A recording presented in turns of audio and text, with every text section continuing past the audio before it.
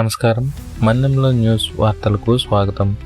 రంపచోడవరం నియోజకవర్గంలో భూపతిపాలెం ప్రాజెక్టు ద్వారా రంపచోడవరం, గంగవరం మండలాల రైతులకు సాగునీరు అందించాలని డిమాండ్ చేస్తూ రైతులు ఆదివాసీ గిరిజన సంఘం ఆధ్వర్యంలో ఆందోళన చేపట్టారు.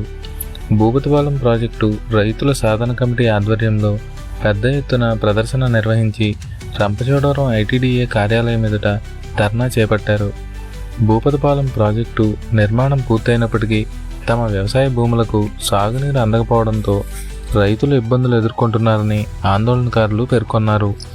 ప్రాజెక్టు కాలువల ద్వారా రంపచోడవరం, గంగవరం మండలాల్లోని రైతులకు సాగునీరు అందించేలా ప్రభుత్వం తక్షణ చర్యలు చేపట్టాలని వారు డిమాండ్ చేశారు. ఈ సందర్భంగా ఆందోళనకారులతో జిల్లా కలెక్టర్ మరియు జాయింట్ కలెక్టర్ నేరుగా నేలపై కూర్చొని చర్చలు నిర్వహించడం ప్రత్యేకంగా నిలిచింది. రైతుల సమస్యలను వారు సావధానంగా విని భూపతిపాలెం ప్రాజెక్టు కాలువలు, సాగునీటి సమస్యపై ప్రభుత్వ దృష్టికి తీసుకెళ్లి త్వరలోనే పరిష్కారం కోసం చర్యలు తీసుకుంటామని హామీ ఇచ్చారు. అలాగే కాలువల పరిస్థితి, సాగునీటి సరఫరా అంశాలపై సమగ్రంగా పరిశీలన చేయడానికి ఇరిగేషన్, రెవెన్యూ, అగ్రికల్చర్ శాఖల అధికారులతో పాటు రైతులు, ప్రజా సంఘాల నాయకులతో ఉమ్మడి సమావేశం ఏర్పాటు చేస్తామని అధికారులు హామీ ఇచ్చారు.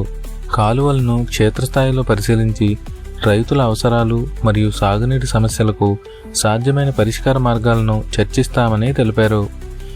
రైతులకు సాగునీరు అందితే వ్యవసాయానికి ఎంతో ప్రయోజనం చేకూరుతుందని, తమ సమస్యను ప్రభుత్వం సానుకూలంగా పరిష్కరించాలని రైతులు కోరారు.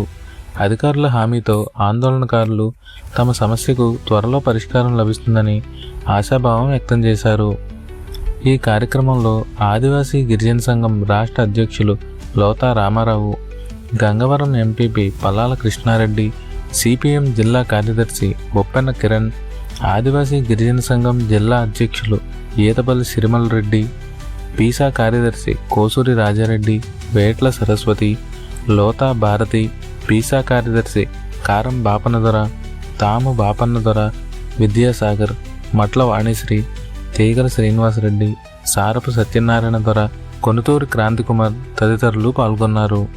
రైతుల సాగునీటి సమస్య పరిష్కారానికి అధికార యంత్రాంగం ఇచ్చిన హామీ అమలుపై ఇప్పుడు అందరి దృష్టి నెలకొంది. మన్నెంలో న్యూస్, ఇది మీ గొంతుగా. ధన్యవాదాలు.